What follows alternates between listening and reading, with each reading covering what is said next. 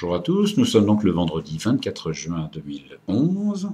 Marine Le Pen, jeudi soir sur France 2. Dans la cour des grands, avec Pujadas.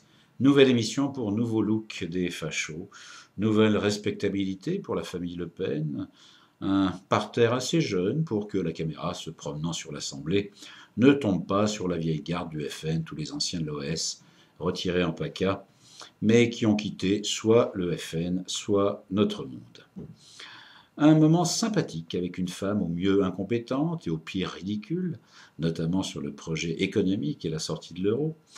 Rien de nouveau donc sous le soleil. Les deux premiers journalistes ont tenté de la lancer sur les actes à entreprendre, pas facile.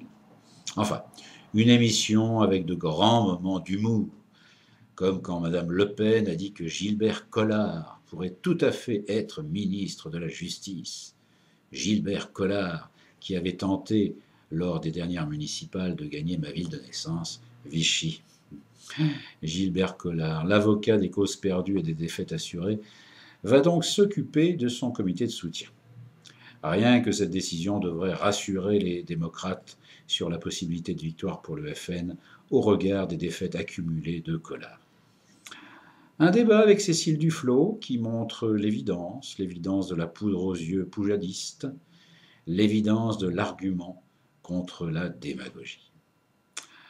Heureusement, la fin de l'émission a accueilli Laurent Geoffrin et Caroline Fourest, une vraie intellectuelle honnête et digne de respect, auteur d'un livre sur la présidente du FN. Alors, Marine Le Pen m'a souvent fait rigoler, mais d'un rire malsain. Cette femme, c'est l'art de retourner les questions pour fuir les problèmes ou affirmer sans jamais démontrer, comme lui a dit Geoffrin. Alors, tout au long de ce grand moment clownesque et nasillard, j'ai pensé aux électeurs devant leur écran qui pourraient tomber dans le piège, les 20% de décérébrés actuellement comptabilisés. Qui peut croire à ce salmigondis de démagogie et à ce tissu de malhonnêteté intellectuelle ? Ce n'est pas Le Pen et ses sbires qui m'inquiètent. C'est toutes ces tâches que je côtoie au quotidien et qui trouvent la blonde Arienne crédible, honnête et compétente. Comment penser être le semblable de ces gens foncièrement malheureux et frustrés ? Frustrés au point de ne pas voir les ficelles qui tissent cette pensée approximative.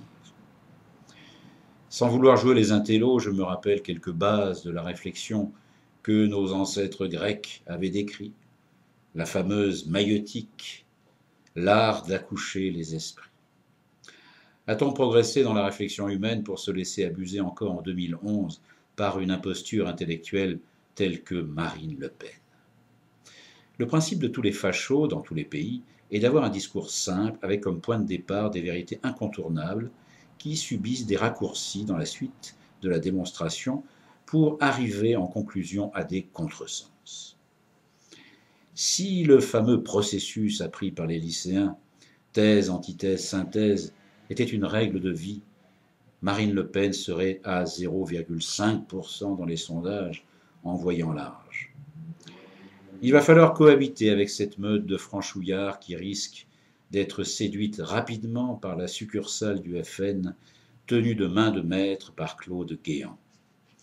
Enfin, pour tous ceux qui, tout en vivant l'enfer au quotidien dans des cités merdiques, entourés de trafiquants de toutes sortes et d'analphabètes armés, embagousés, arrivent à être lucides, antiracistes et ouverts, je dirais, et encore.